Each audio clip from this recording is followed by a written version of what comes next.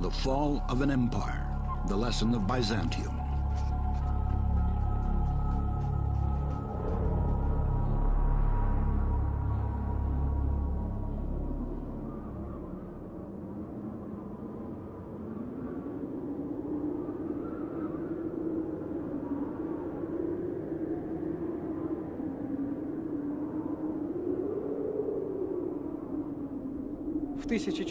In 1453, the Byzantine Empire fell. Let us now take a look at how this happened.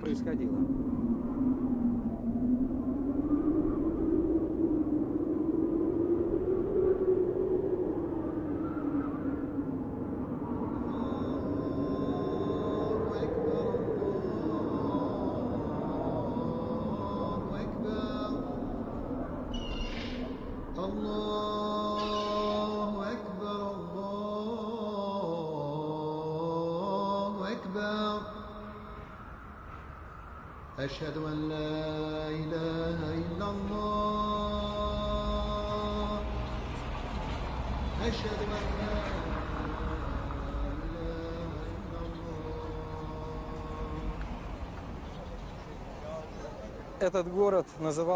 This city was once called Constantinople. 6 centuries ago, it was the capital city of what was, without exaggeration, one of the greatest civilizations in world history, the Byzantine Empire.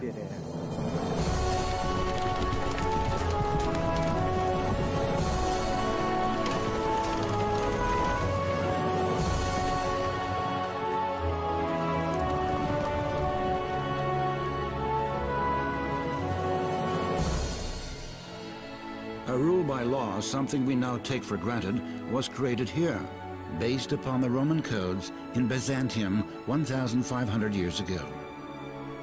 A legal system which was to become the basic foundation of all types of laws in most modern governments was the monumental creation of Byzantine jurisprudence during the reign of Emperor Justinian.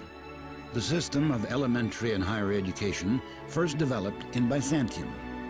It was here in the 5th century that the first university appeared. The most stable financial system in the history of mankind was created in Byzantium and existed in a nearly unaltered form for over 1,000 years. Modern diplomacy, with its basic principles, rules of conduct, and etiquette, was created and refined here in Byzantium. Byzantine engineering and architectural arts were unrivaled. Even today, famous works by Byzantine masters, while the domes of the Hagia Sophia amazed the world with their technological perfection. No other empire in human history lasted as long as Byzantium. It existed for 1,123 years. In comparison, the great Roman Empire collapsed 800 years after its establishment. The Ottoman Empire fell apart after 500 years. The Chinese Qing or Manchu Empire after 300 years. The Russian Empire lasted 200 years, the British 150 years, the Austro-Hungarian Empire lasted around 100 years. During its zenith, Byzantium was home to 1/6 of the entire world population. The empire stretched from Gibraltar to the Euphrates and Arabia. It encompassed the territories of modern Greece and Turkey, Israel and Egypt, Bulgaria, Serbia and Albania, Tunisia, Algeria, and Morocco, part of Italy, Spain, and Portugal. There were around 1,000 cities in Byzantium, nearly as many as in modern Russia. The capital city's incalculable wealth, its beauty and elegance, amazed all the European peoples, who were still barbarians at the time when the Byzantine Empire was in its apogee.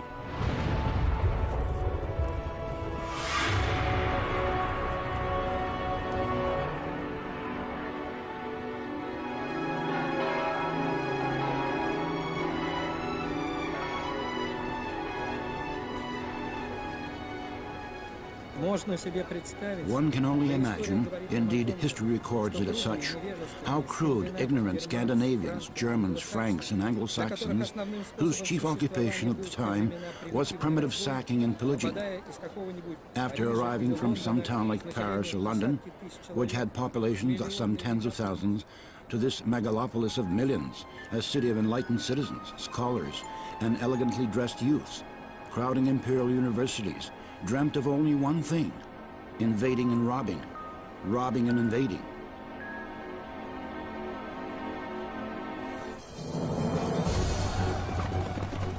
In fact, when this was actually accomplished in 1204 by an army of Europeans calling themselves Crusaders, who instead of freeing the Holy Land treacherously sacked the most beautiful city in the world.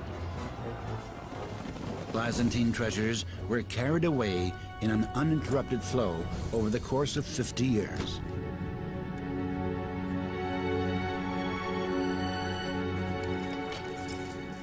Hundreds of tons of precious coins alone were carried away at a time when the annual budget of the wealthiest European countries was no more than 2 tons of gold.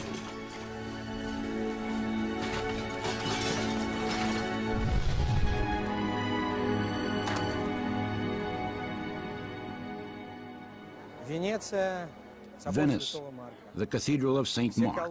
All the columns, marble, and precious adornments were stolen at that very time. By the way, those horses are from the imperial quadriga, carried away from Constantinople by the Crusaders.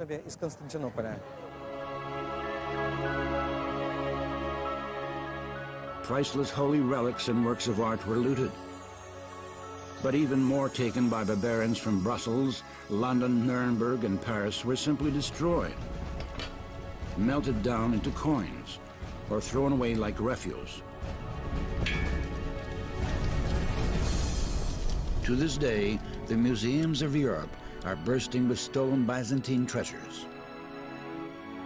But let us take into consideration that only a small portion was actually preserved.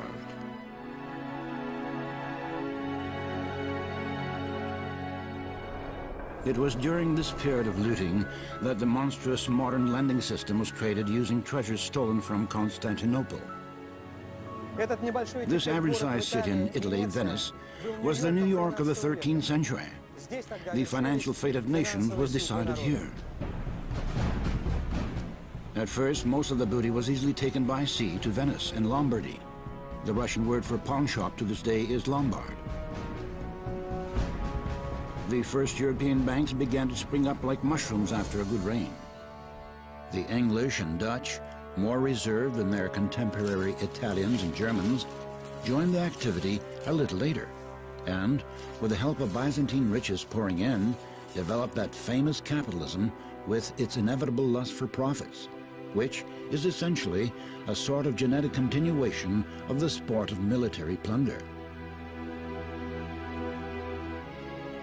The first significant Jewish capital was amassed as a result of speculation in Byzantine relics.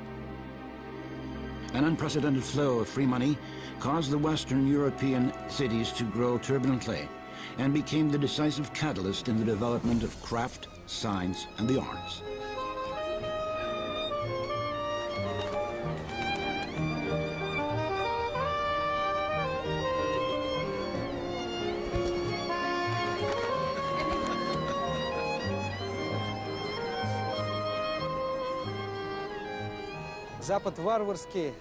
The barbaric West became the civilized West only after it had taken over, seized, destroyed, and swallowed up the Byzantine Empire.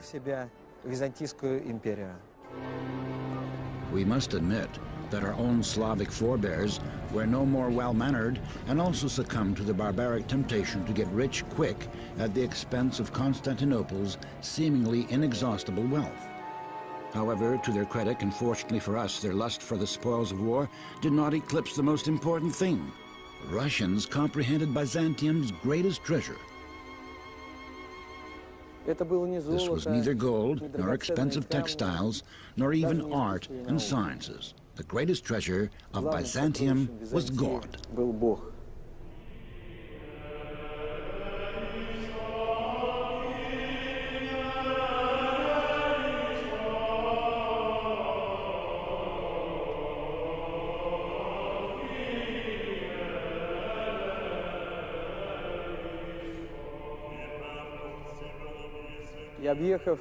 Having traveled the world over in the search of the truth and God, the ambassadors of Grand Prince Vladimir of Russia experienced only in Byzantium that a true relationship between God and man exists, that it's possible for us to have living contact with another world.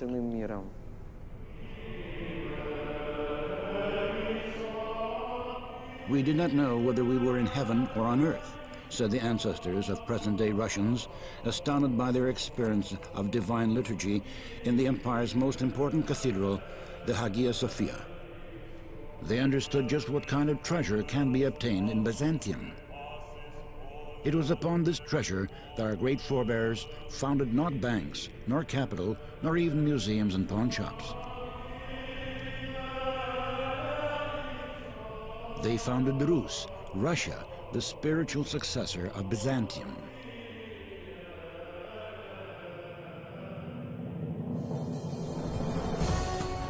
So what made it possible for a nation so great in the arena of world history, with such extraordinary capabilities, to so suddenly begin to lose its life-giving force?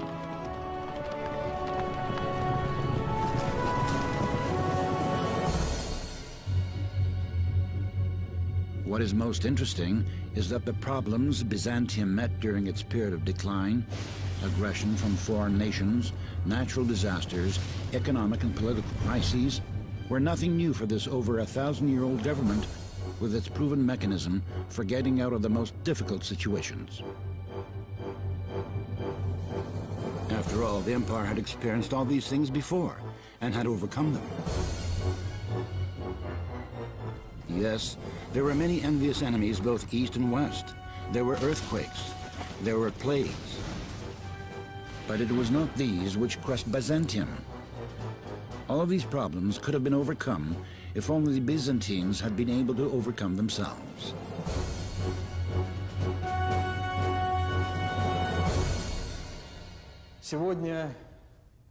Today, we'll talk about that inner enemy, which appeared within the spiritual depths of Byzantine society and broke the spirit of that great nation, turning it into a helpless victim of those historical challenges which Byzantium was no longer able to answer.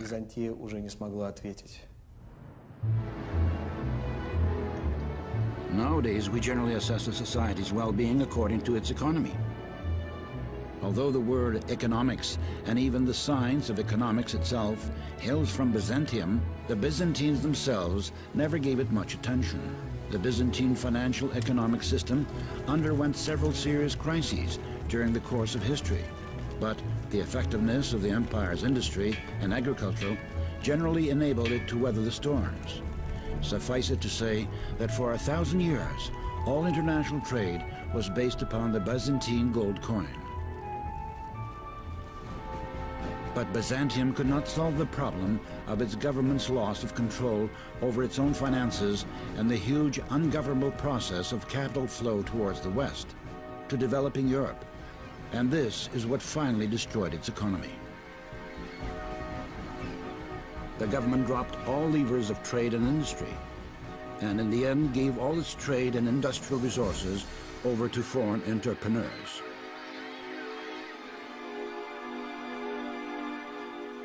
It happened like this. An important financial resource in the country was not gas and oil, as it is now, but customs obtained from the enormous international trade in the Bosphorus and Dardanelles. The Byzantines, who earlier relied solely upon their own capability to govern the country's economics, suddenly began heated discussions about, and finally decided upon, consigning the problems of international trade to their foreign friends, who were more resourceful and ready to take responsibility for the expense of complex transport, armed guards along trade routes, the construction of new ports, and the intensification and development of commercial activities. Western specialists were called in from Venice and Genoa, towns which had grown large on several centuries of Byzantine trade. They were granted duty-free trade and entrusted with the patrol of sea routes along the empire's territory. The West began, by hook or by crook, to lure Byzantium into the formative prototype of unified European trade organizations, and taking advantage of one of the most complicated periods in the life of the empire, succeeded in reaching its aim. Emperor Alexeios Komnenos signed an international trade agreement to the empire's great disadvantage, called the Golden Bulla. This agreement was in actuality deceitful and profitable only to the West. At first, everyone was pleased. The government saved a lot of money that formerly went to its trade and military fleets. Trade increased, and the city shops and markets overflowed with European and Asian products they had never seen before. But this did not come about without a price. After just a few decades, domestic industry and agriculture degraded sharply. All the Byzantine traders either went bankrupt or became dependent upon foreigners. When the country finally realized what was happening, it was too late. The Golden Bulla was annulled, and Emperor Andronicus tried to reverse the flow of money back towards the empire. He confiscated all foreign commercial enterprises, which were draining the government of its last resources. Both he and the country paid dearly for this. He himself was brutally murdered. As for his country,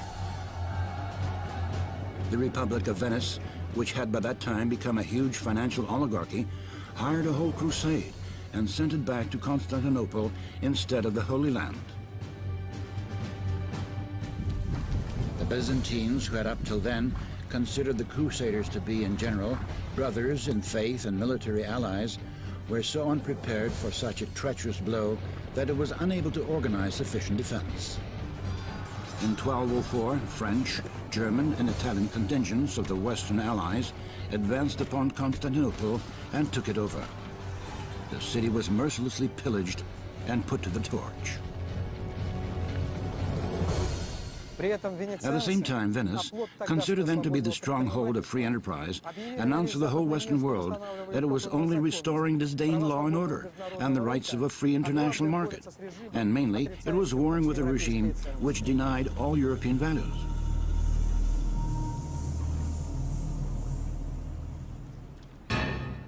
This was the moment when the West began to create an image of Byzantium as a heretical evil empire. As time went by, this image would continually be pulled out for use from Western ideological arsenals. Although Constantinople was recovered 50 years later, Byzantium would never recover from the blow. Meanwhile, foreign traders would retain complete control over both the economy and the Byzantine market.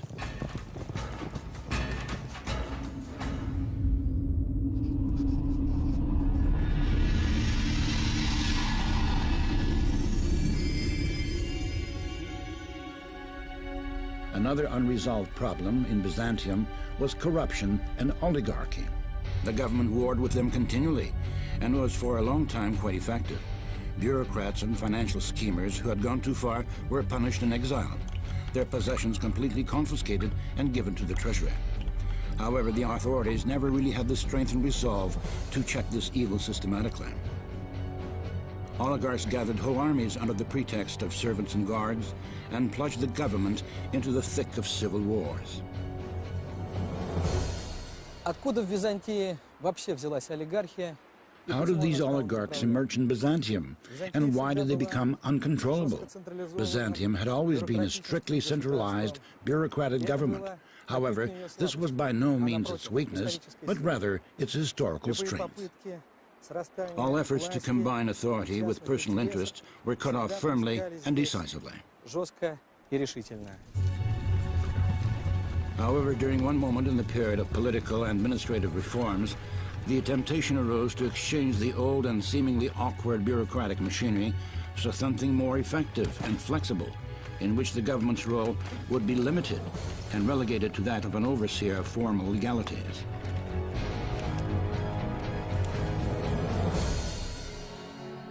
To put it simply, the government, out of good intentions and with its eye upon European experience, in fact willingly relinquished a portion of its strategic monopolistic functions, handing them over to a small circle of families.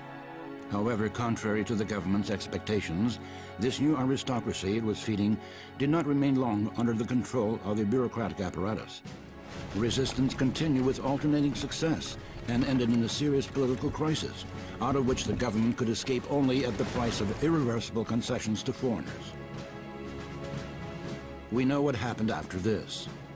The oligarchic corruption of the government continued up until the very takeover of Constantinople by the Turks. Incidentally, the oligarchs not only failed to provide the government with money or arms during this final invasion by the Turks, but even grabbed what little was left in the treasury. When the young Sultan Mehmed took the city, he was shocked at the exorbitant wealth of some citizens, while the city's army was completely lacking. He summoned the richest citizens and asked them a simple question. Why did they not provide any money for the city's protection from the enemy? "We were saving these funds for your sultanic majesty," was their flattering answer. Mehmed had them punished immediately in the cruelest manner. Their heads were chopped off and their bodies were thrown to the dogs. Those oligarchs who fled to the west, hoping to hide their capital, were mercilessly fleeced by their Western friends and ended their lives in poverty.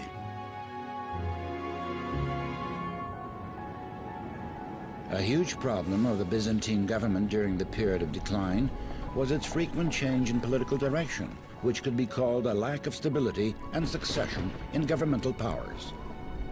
With each change of emperors, the empire's direction would often change drastically. This weakened the country severely and cruelly exhausted the population. Political stability is one of the most important conditions for a strong state. This was the testament of the great Byzantine emperors.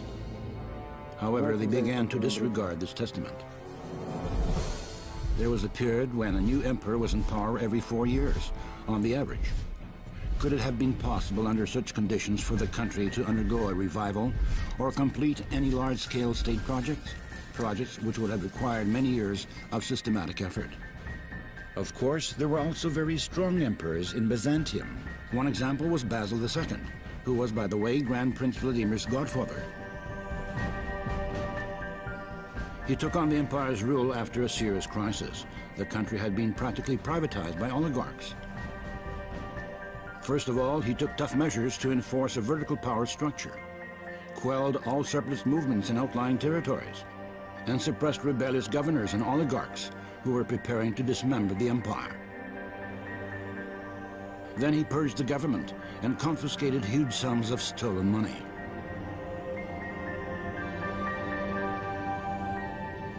Basil II's strict measures allowed him to build up the state treasury to unprecedented sums. The empire's annual income was 90 tons of gold during his reign. As a comparison, Russia reached such levels only towards the beginning of the 19th century. Basil significantly weakened the mighty regional oligarch magnates.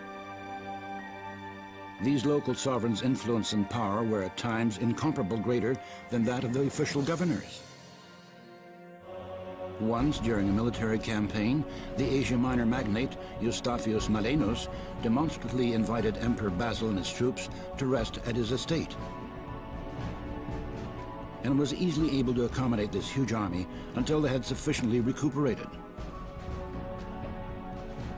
This oligarch seriously hoped to influence the country's fate. He began his intrigues, then moved his own puppet candidate forward to the upper levels of authority. Later, he would pay dearly for this. All of his vast property was confiscated, and he himself was sent to one of the most distant prisons in the empire.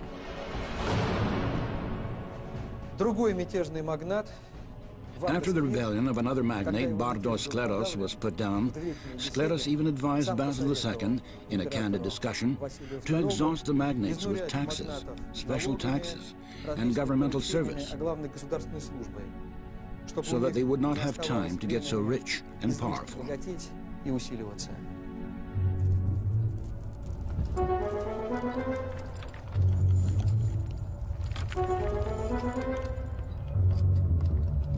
Having restored the verticality of authority in the country, Basil left a sort of stabilization fund to his successor, which was so large that, in the words of Mikhail Pselos, he had to dig new labyrinths in the underground treasury stores. The National Reserve was designated first of all for military reforms and the organization of a professional, capable army.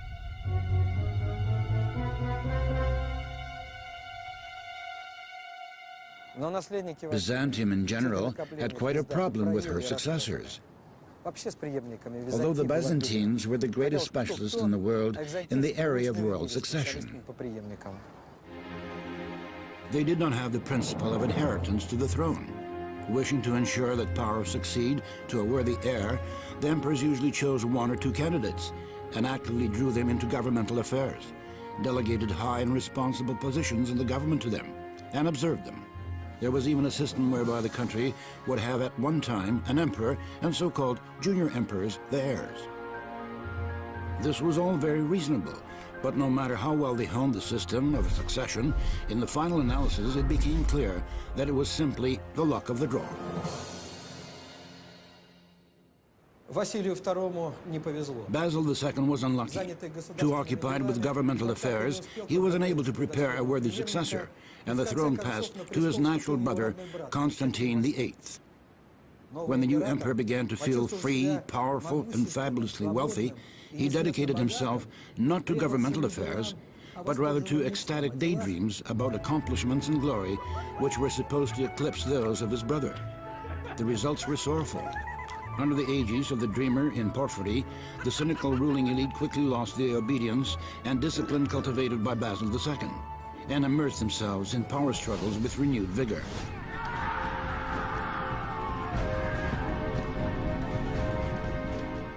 Although the oligarchs quickly achieved their aim, it came with a price.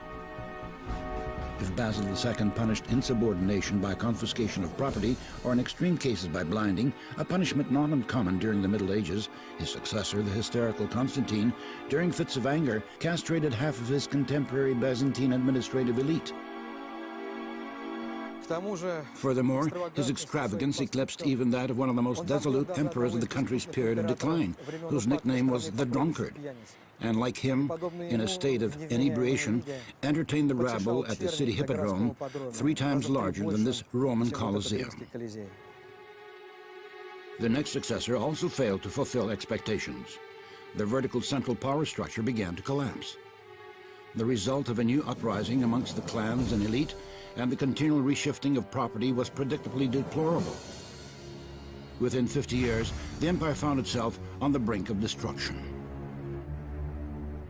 The large stabilizing fund in the hands of inept sovereigns caused more harm than good. This money gained without effort began to work against the country by corrupting society. The same historian, Michael Psellos, remarked bitterly that the empire grew sick from the misuse and plunder of this money set aside by Basil. The government's body, he wrote, became bloated. Some were gloated with money, others were stuffed to the gills with ranks, and their lifestyle became unhealthy and destructive. The succession of power was a matter of life and death for the empire. When there is stability in succession and development, the country has a future. Without stability, collapse. But the people did not fully understand this and kept demanding various changes. Opportunists and runaway oligarchs also played on these popular moods. They would usually hide somewhere abroad and support various intrigues with the aim of overthrowing this or that emperor who did not suit them, providing for their own man and new reassignments of property.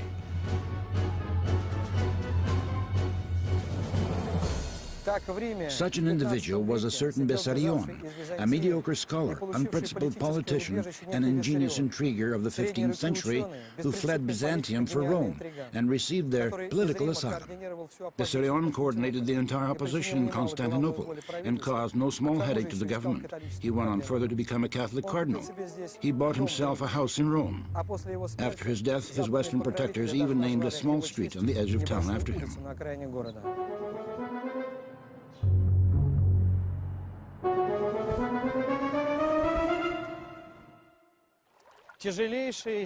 Another serious and incurable disease, never before a problem in Byzantium, also developed: the question of nationality.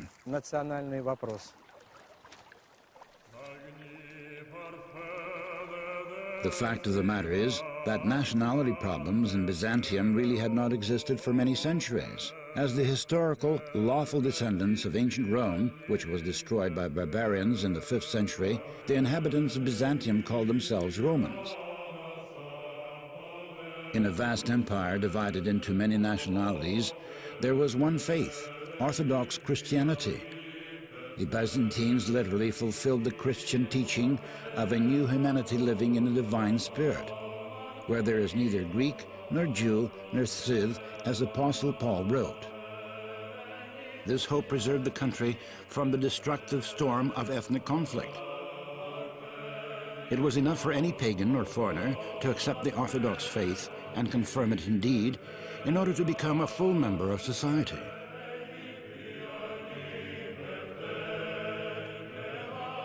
On the Byzantine throne, for example, were almost as many Armenians as there were Greeks. There were also citizens of Syrian, Arabian, Slavic, and Germanic origin. Amongst the higher ranks of government were representatives of all peoples in the empire. The main requirements were their competence and dedication to the Orthodox faith. This provided Byzantine civilization with incomparable cultural wealth.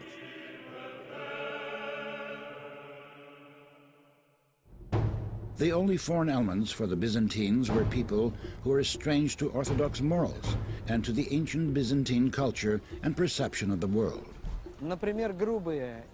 For example, coarse, ignorant, money-grubbing Western Europeans of the time were considered barbarian by the Romans. Emperor Constantine VII, the purple-born, instructed his son when choosing a bride, "Inasmuch as every nation has its own traditions, laws, and customs, one should unite in matrimony only with one from amongst his own people." In order to understand the emperor's thoughts correctly, we must recall that his great-grandfather was a Scandinavian by the name of Inger. His grandfather was the son of an Armenian man and Slavic woman from Macedonia. His wife was the daughter of an Armenian man and a Greek woman, and his daughter-in-law was the daughter of an Italian king. His granddaughter, Anna, became the wife of Russian Prince Vladimir just after the latter was baptized. The very idea of a nation was actually a European concept, which later in Byzantium evolved into the idea of their own national superiority, or more precisely, of that of the Greeks around whom Byzantium had grown.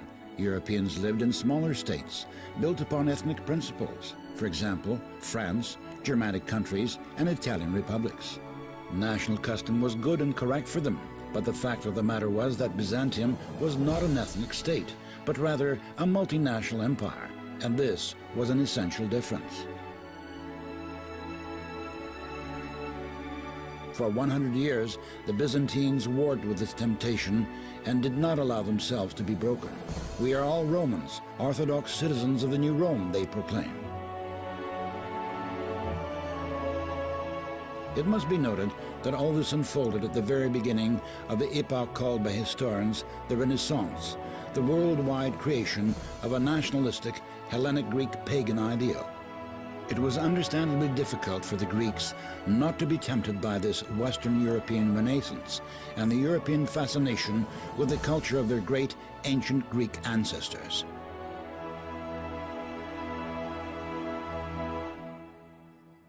The first to give in were the intelligentsia. The enlightened Byzantines began to sense their Greekness. Nationalistic movements began, then the denial of Christian traditions, and finally, during the reign of Paleology, the imperial ideal gave way to a narrow, ethnical Greek nationalism. However, this betrayal of the imperial ideal was costly. The nationalistic fever tore the empire apart and was then quickly swallowed up by the neighboring Muslim empire. One apologist for Hellenic nationalism, the liberal scholar Platon, arrogantly wrote to Emperor Manuel II, "We, the people whom you command and govern, are Greeks by descent, as our language and educational heritage testify." Such words would have been unthinkable even a century earlier. However, Platon wrote them on the eve of the fall of Constantinople, in which were living people no longer Roman, but rather Greeks, Armenians, Slavs, Arabs, and Italians, in enmity with one another. Greek arrogance led to the discrediting of Slavs in the empire. Byzantium thereby estranged the Serbs and Bulgarians, who could have provided real help in the struggle with the Turks. The result was that the peoples of the once united Byzantium began to be at enmity with one another. The West did not miss the chance to take advantage of this new problem.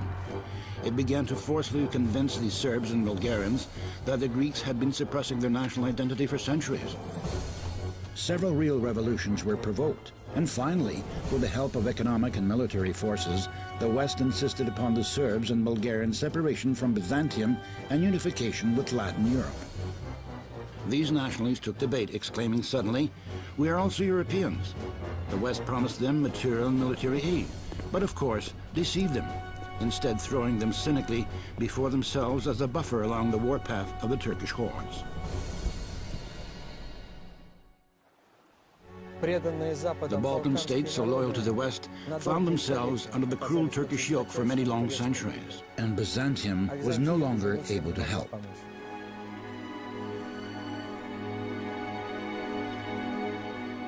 National arrogance thus played a wicked role for the empire.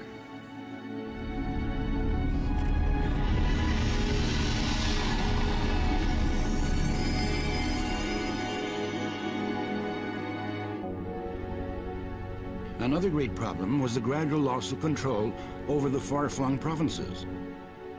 The contrast between the provinces and the satiated wealthy capital, Constantinople, which lived for the most part at the expense of these impoverished areas, became very sharp. At the beginning of the 13th century, the Byzantine writer Mikhail Khoniat wrote to the capital's inhabitants in bitter reproach. "Do not all the riches flow into the city as rivers into the sea? But you do not wish to take a look at the towns around you, who await some fairness from you. You send them one tax collector after another, with brutish teeth, in order to devour their last morsels. You yourselves remain in your city to enjoy your peace and extract the riches."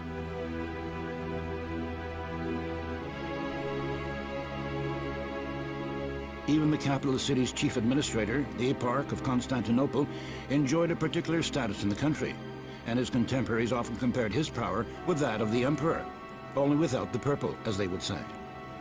One such eparch once became so furiously involved in the building of high-rise buildings in the capital that he could only be stopped by a special imperial order forbidding the construction of buildings over 10 stories.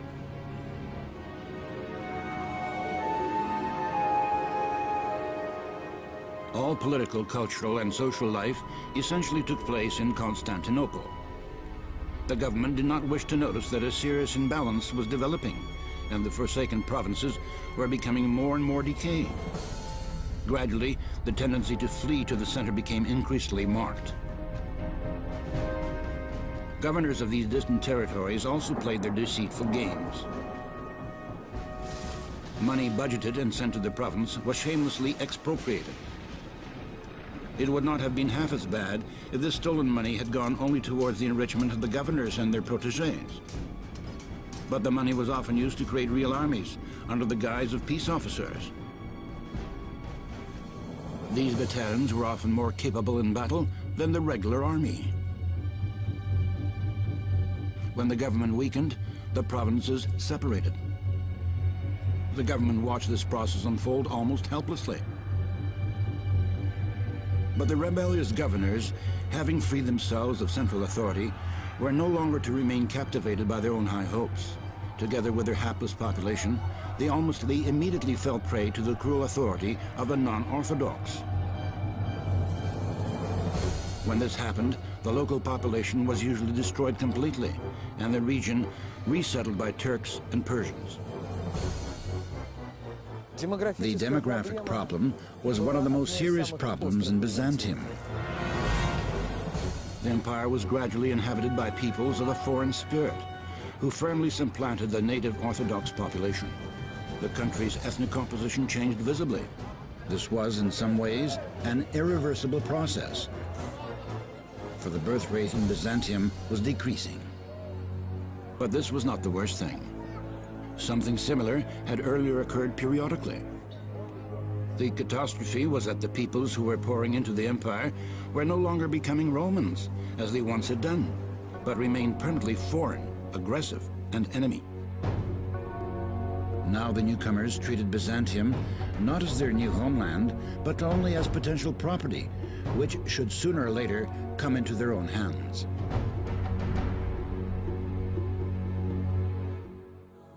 This happened also because the empire refused to educate the people, a concession it had made to the new Renaissance-era demagogy declaring state ideology to be a violation of the individual. However, nature abhors a vacuum. Having voluntarily renounced their 1,000-year ideological function of educating and cultivating the people, the Byzantines made way for influences upon the minds and souls of the citizens. Influences which were not so much a promotion of independent and free thinking as they were a form of intentional ideological aggression aimed at destroying the foundations of state and society.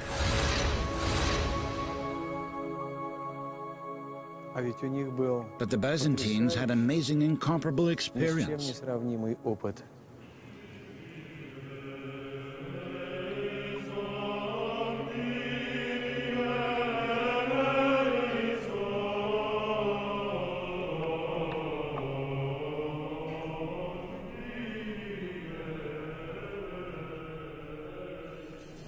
The best leaders of the empire were capable of using their vast inheritance, a wealth of experience in governance and subordination.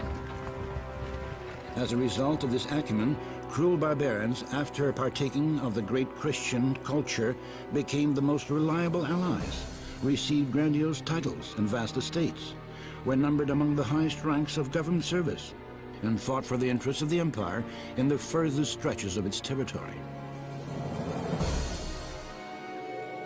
As for demographic issues, the eternal headache of any empire, separatism in the outlying areas, the best Byzantine emperors left as an inheritance proven methods of solving these issues. For example, creating conditions for the massive resettlement of the inhabitants of centralized areas to the outlying provinces. This would quickly spark an explosion in the birth rate and effectuate an extraordinary adaptability to the new locality in the second generation. However, this wealth of experience was cruelly mocked and criminally disregarded in favor of foreign opinion, and finally, it was irretrievably lost. But just what was this invasive opinion? Whose views did the Byzantines begin to value? Who was able to so influence their minds that they began to commit such suicidal mistakes one after another? It's hard to believe that such enormous reverence and dependence could have developed with regard to the same once barbaric West, which had for centuries so enviously and greedily looked upon Byzantium's wealth, and then coldly and systematically grew fat upon its gradual dissolution.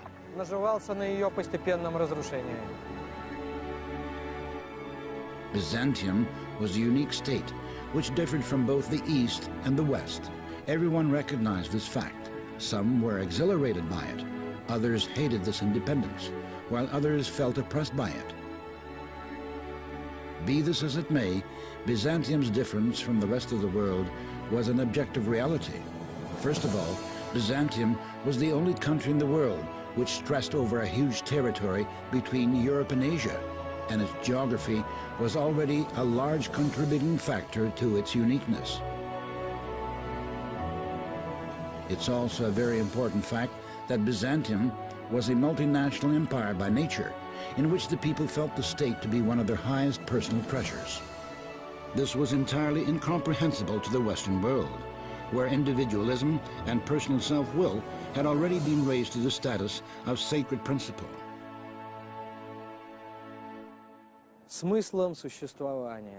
Byzantium's soul and its meaning of existence was orthodoxy, the unspoiled confession of Christianity, in which no dogmas had changed essentially for 1,000 years.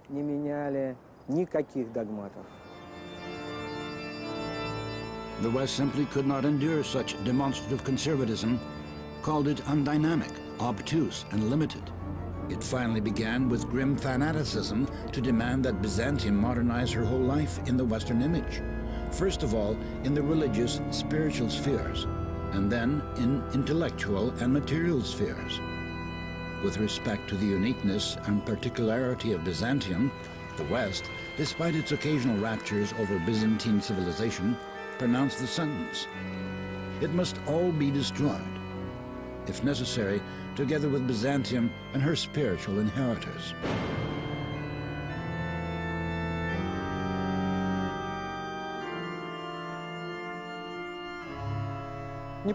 Not a bad organ, also invented and created in Byzantium.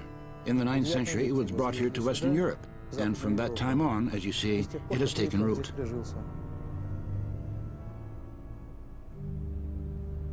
Of course, it's senseless to say that the West was to blame for Byzantium's misfortunes and fall. The West was only pursuing its own interests, which is quite natural.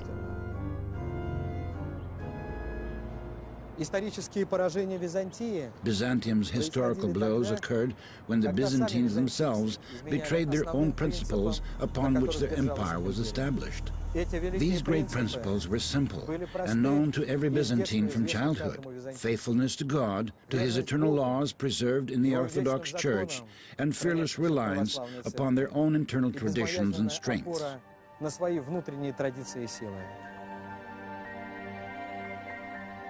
For hundreds of years, Byzantine emperors, both wise and not so wise, successful governors and inept commanders, saints on the throne and bloody tyrants, when faced with a fateful choice, knew that by following these two rules, they ensure their empire's ability to survive.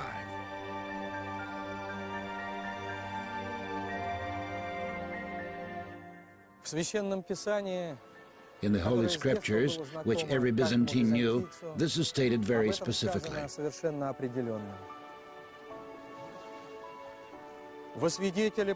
I call heaven and earth to witness before you this day. I have offered you life and death, blessing and curse. Choose life, that ye may live, and your descendants also.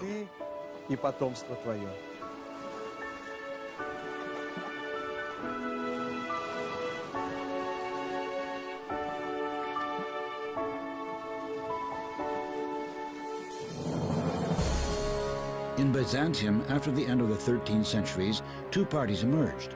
One called for reliance upon the country's internal strengths, to believe in them unconditionally, and to develop the country's colossal potential.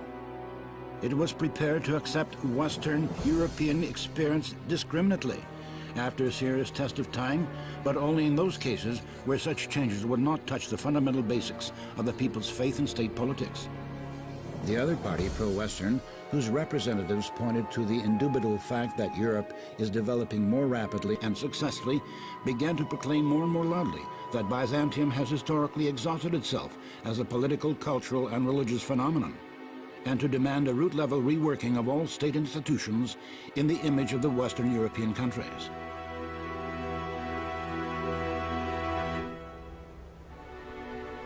Representatives of the pro-Western party, secretly or more often openly supported by European governments, held an undoubted victory over the imperial traditionalists. Under their guidance, a series of important reforms took place, including those economic, military, political, and finally ideological and religious. All of these reforms ended in total collapse and led to such spiritual and material destruction in the empire that it remained absolutely defenseless before its eastern neighbor, the Turkish Sultanate. First of all, the pro-Western party began to re-evaluate its fatherland's history, culture, and faith. However, instead of healthy criticism, they offered only destructive self-abnegation. Everything Western was exalted, and everything of their own was held in contempt. Byzantine history was distorted, faith and tradition were mocked, and the army was degraded. The whole of Byzantium began to be painted as a sort of universal monster. The wealthy Byzantine younger generation no longer studied in its own country, but rather left to study abroad. The best minds of Byzantine science emigrated to the West. The state ceased to give them the proper attention.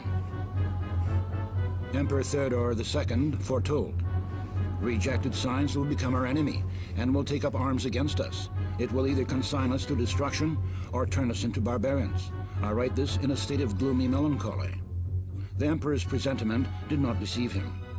During the final fatal attack on Constantinople, a brilliant metal-casting scholar, a Hungarian named Urban, offered to create for the emperor large artillery armaments, which could sweep away the Turkish troops. But treasury was empty, and the rich of Constantinople did not give any money. Not having received payments, the insulted Urban offered his services to Sultan Mehmed. The Sultan seized the opportunity, which would give him the capability to destroy the city's invincible walls.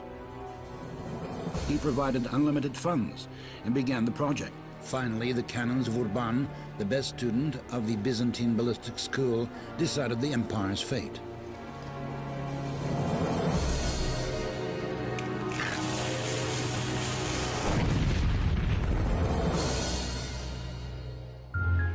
Western reforms in the military along Western lines had begun long before this.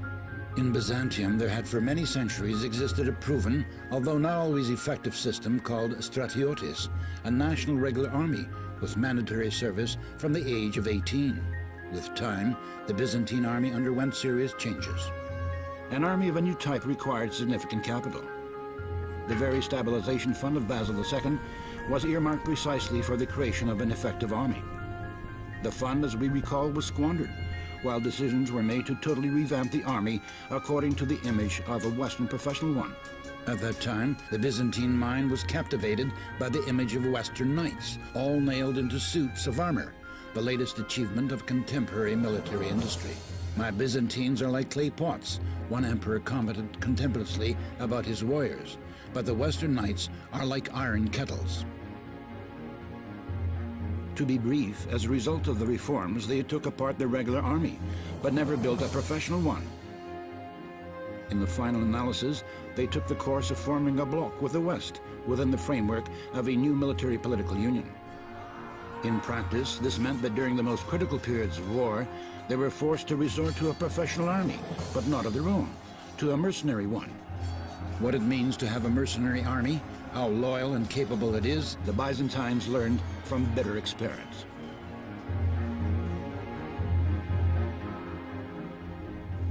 Attempting to rely on the West's experience, the state became more and more ineffective.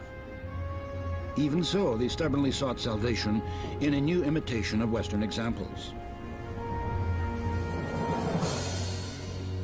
The final and most devastating blow to Byzantium was the ecclesiastical union with Rome.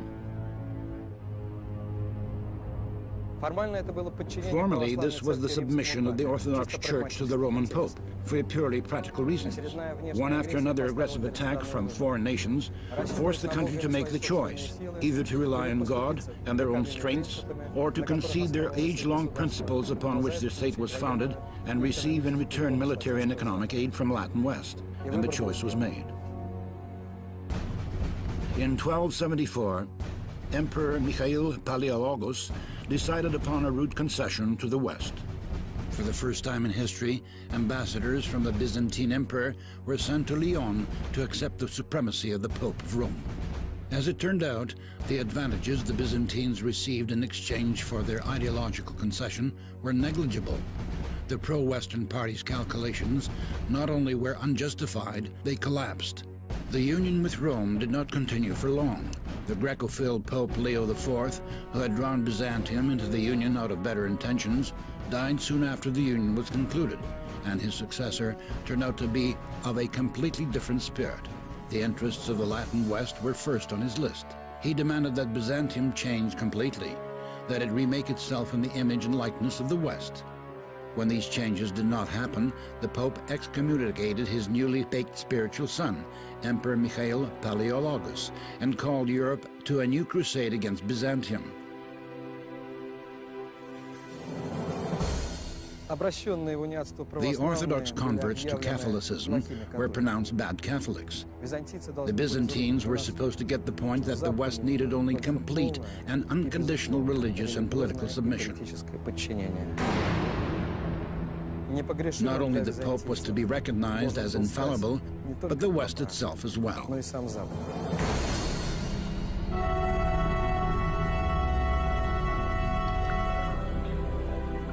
Another terrible loss from betrayal of the faith was the loss of trust amongst the people and the government. The Byzantines were shocked by the betrayal of their highest value, orthodoxy. They saw it was possible for the government to play with the most important thing in life, the truth of the faith.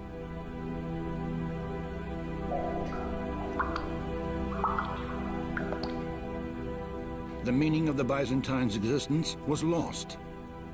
This was the final and main blow which destroyed the country. And although by far not all accepted the union, the people's spirit was broken. In place of their former thirst for life and energetic resolve to action, there appeared a terrible general apathy and fatigue. The people no longer wanted to live.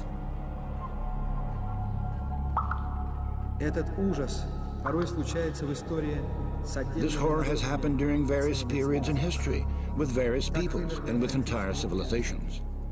This is how the ancient Hellenic people died out, amongst whom an inexplicable demographic crisis occurred during the first centuries of AD. People did not want to live. They did not want to continue their generation. The rare families that did form often had no children. The children who were born died from lack of parental care. Abortions became common practice. The darkest occult and Gnostic cults came aggressively to the forefront, cults characterized by hatred for life. Suicide became one of the main causes of death amongst the population. This conscious dying out of a population has been called by science endogenous psychosis of the first third centuries, a mass pathology and loss of meaning for continued existence.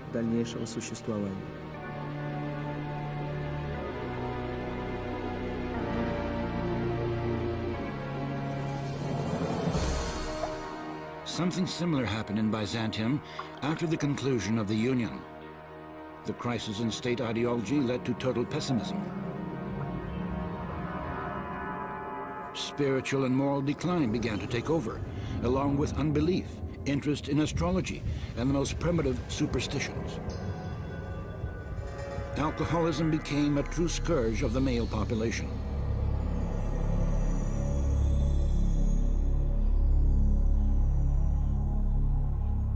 A morbid interest in long-forgotten mysteries of the ancient Greeks arose. An intelligentsia fascinated with neo-paganism consciously and cynically destroyed the foundations of Christian faith in the people. Processes of depopulation and family crises ensued. Out of the 150 Byzantine intellectuals known to us to have lived during the late 14th, early 15th centuries, only 25 had families of their own. This is only a small part of what came to Byzantium due to the decision amongst the elite to sacrifice higher ideals for the sake of practical advantages. The soul collapsed. In a great nation who had given the world grandiose examples of flights of spirit, now reigned unbridled cynicism and squabbles.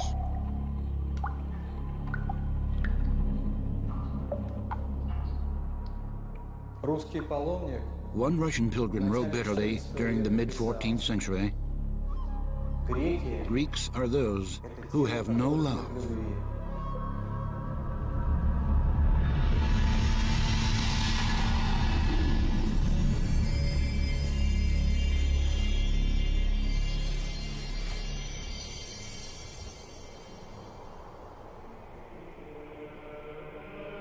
The best minds of Byzantium watched with sorrow as the empire gradually died, but no one heeded their warnings. The high-profile statesman, Theodore Metochite, who saw no salvation for Byzantium, wept over the former greatness of the Romans and their perished happiness. He lamented the empire wasted by illnesses, easily succumbing to every attack by its neighbors, and become the helpless victim of fate and eventuality.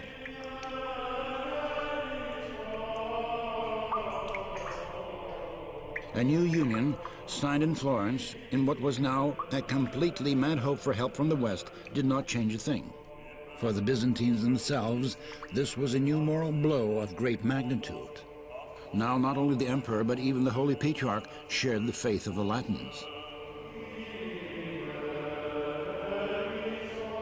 However, despite various hierarchs' betrayals, the Orthodox Church stood firm. All were against the union, a Byzantine historian relates. O piteous Romans, monk Gennadios Scholarios wrote prophetically from his reclusion after the signing of the Florentine Union, and 14 years before the fall of Constantinople. Why have you gone astray from the right path? You have departed from the hope in God, and begun to hope in the might of the Franks. Together with the city, in which everything will soon be destroyed, have you apostatized from your piety. Be merciful to me, O Lord. I witness before the face of God that I am not guilty of this. Return, wretched citizens, and think about what you are doing. Together with the captivity which will soon befall us, you have apostatized from your father's inheritance, and begun to confess dishonor. Woe to you, when God's judgment shall come upon you.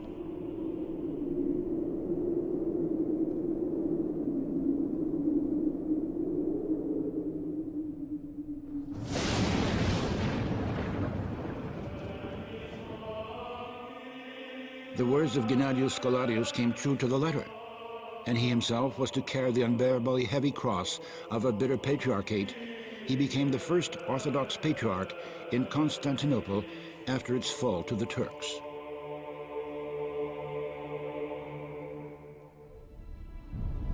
The fatal year of 1453 was approaching. In April, Sultan Mehmed, still a very young man of 21, about the age of a college sophomore in today's Istanbul, attacked Constantinople. The Sultan was absolutely delirious with the idea of taking the Romans' capital. His elder counselors, viziers, one of whom was a secret agent from Byzantium, persuaded him to cancel the attack, saying that it was too dangerous to battle on two fronts, for all were certain that battalions from Genoa and Venice would arrive any minute. But the Sultan turned out to be a disobedient pupil. The promised help from Europe, of course, did not arrive.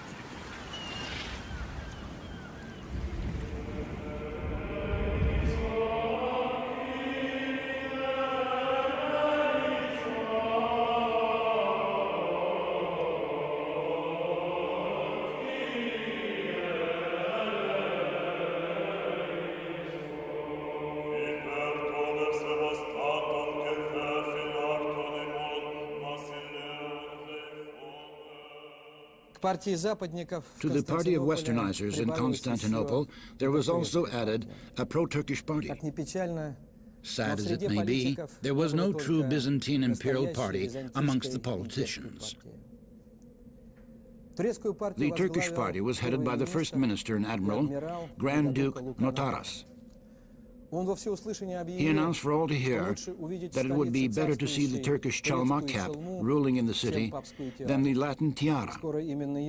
A little later, he, the first minister, was to fully experience just what this ruling Turkish Chalma cap was actually like. When Sultan Mehmed II took the city, amidst the general pillage and wild mayhem, he decided to appoint this very Notaras as head of the city. However, when he learned that the Grand Duke had a 14-year-old son of rare beauty, he demanded that the son be first surrendered to his harem of boys. When the shaken Notaras refused, the Sultan commanded that both he and the boy be beheaded. The terrible outcome was unfolding inescapably. O heavenly King, Comforter, Spirit of truth, who art everywhere present and fillest all things, treasury of good gifts and giver of life, come and abide in us, and cleanse us of all impurity, and save our souls, O good one.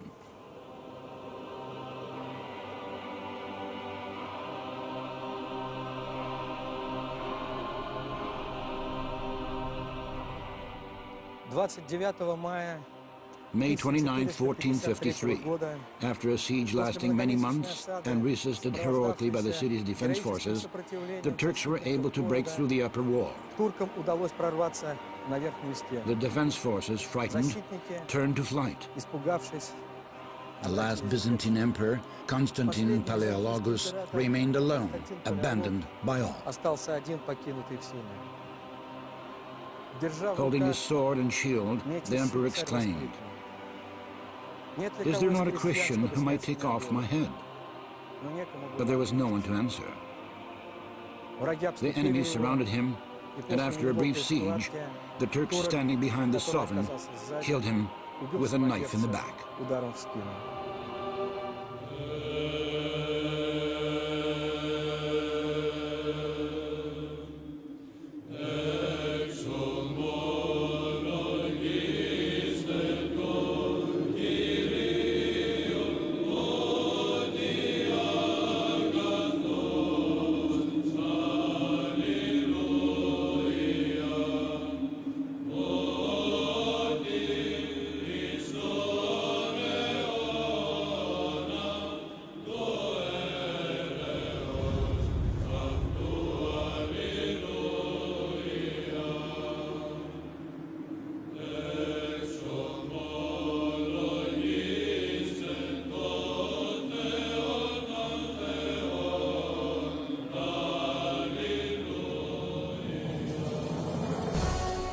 Что еще добавить?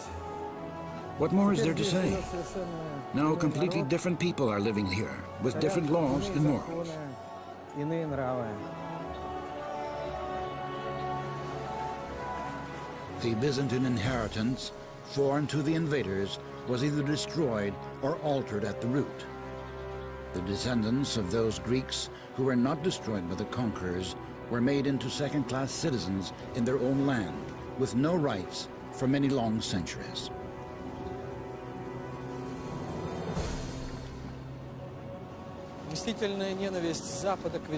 The West's vengeful hatred of Byzantium and her successors is entirely inexplicable to the West itself. It goes to some deep genetic level, and, as paradoxically as this may seem, continues even to the present day. Without an understanding of this amazing but undeniable fact, we risk misunderstanding not only distant history, but even historical events of the 20th and 21st centuries. In Russia, before the revolution, serious research on Byzantium was conducted. However, the necessary conclusions were not drawn from purely theoretical knowledge. During the first decades of Soviet government, research in Byzantology was cut off and then officially banned. More than that, just in case, the Bolsheviks repressed all Byzantologians remaining in Russia. Only a few were able to flee abroad. Research in Byzantology was reopened in Russia by a decision from the highest government levels. In 1943, at Stalin's orders, the Institute of Byzantology was created, and a corresponding department in the Moscow State University was opened. Was there no other time than 1943 to open such an institute? It is simply that the former seminarian Joseph Dugashvili finally understood from whom they should be studying history.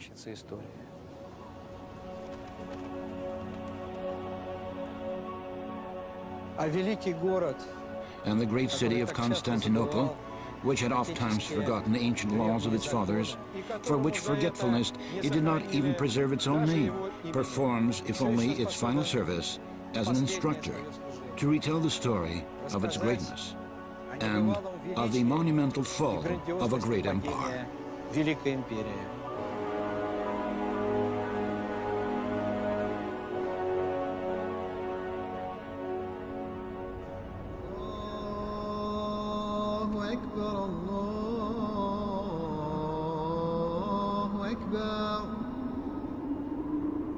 الله